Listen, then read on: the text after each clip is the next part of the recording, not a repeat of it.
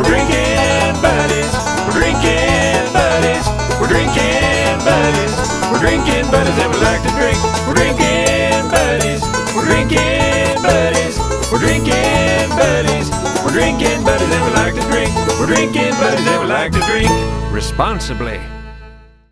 Ladies and gentlemen, welcome to episode 22. I think so, A yes. special 22. Saturday episode of Drinking Buddies. I'm Brian Roberts, and I'm here with my very good friend, Harry Thomas. How you doing today, Harry? Couldn't be better. Had a delicious dinner. Good, indeed. Harry and I just came from a wonderful soup meal at my church, which was delicious. I provided a gumbo, even though I'm vegan. It was delicious. If you'd like to know more about the gumbo, just say something in the text. I'll let you know how crazy it is for a vegan to make a gumbo, but it was delicious. Anyway, if you don't know what we do here on Drinking Buddies, every week Harry comes up with a fantastic classic mixed drink or some sort of cocktail for us to enjoy. And so, Harry, what do you got for us this week? Well, what I have this week, we talked about this a week or two ago. Okay.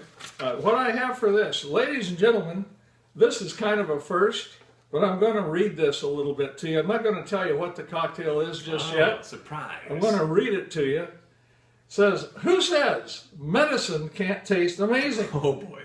This essential cocktail was created for sailors as a way to prevent scurvy.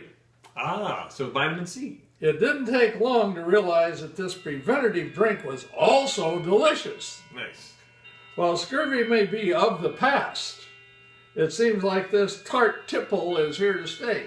For all you youngsters out there, if you don't know what scurvy is, you should Google it. But essentially, it's a severe deficiency of vitamin C. So this must have lots of vitamin C in it. Are we having some sort of orange juice thing or something? Not quite orange juice, but we are having some citrus. Nice. Anyway, digging back into this, they used to provide the sailors aboard English ships with limes. And they found that the English sailors were not eating the limes to prevent the scurvy. I wonder why. So they decided to put a little gin in there. Aha. So this drink is it's a really nice drink, and you can make it with gin or vodka. So what we're going to do next week is we're going to make this drink with vodka, and then we'll kind of try to remember what it tastes like tonight. So this week is the gin It's drink. a gin gimlet. The or Gimlet. It's just called Gimlet. And again, you can make it with gin or vodka. The preferred or the traditional is gin, so we're going to do that one first. Perfect. All right, well, let's get to it. You know me and my opinions of gin, so this ought to be pretty interesting. This ought to be pretty interesting. And start. All right, so how do we make this drink, Harry? We make this drink by putting 2.5 ounces per drink. Oh, wow. So that's quite a bit. So we're going to fill this measuring device up to 5 ounces. Wow. 5 ounces of gin, my friends. Yes. A And gin we use a good quality gin. The wonderful Gordon's London Dry Gin. Delicious. Now, one of the cocktail recipes called for Rose's lime juice, which you can buy in a store in a bottle. Yep. But I'm a traditionalist a little bit. As we talked earlier, we will like to use fresh ingredients. So I squeezed 1/2 ounce per drink, or 1 ounce of fresh lime juice. You just saw me do that. Yep. So that goes in here. Delicious. And then we have 1 ounce for 2 drinks, 1/2 ounce per of simple syrup. So we're going to pour an ounce of simple syrup in here. Nice. This is a really simple drink as far as the number of ingredients. You would think on a ship in the middle of nowhere, you'd probably want it to be relatively simple. Yes, you would think. You would think. All right. So what we're going to do is we're going to put this in here. The mixing vessel. Okay, and we're going to shake this. And while I'm shaking this, would you please empty the ice out of those containers, out of those glasses, so that we can... These glasses. Yeah. Okay. Okay. And we are ready. All right, there are 2 glasses there. I'll move this out of the way so the folks at home can see. Okay. Use the strainer. Smell it already. Yes, indeed.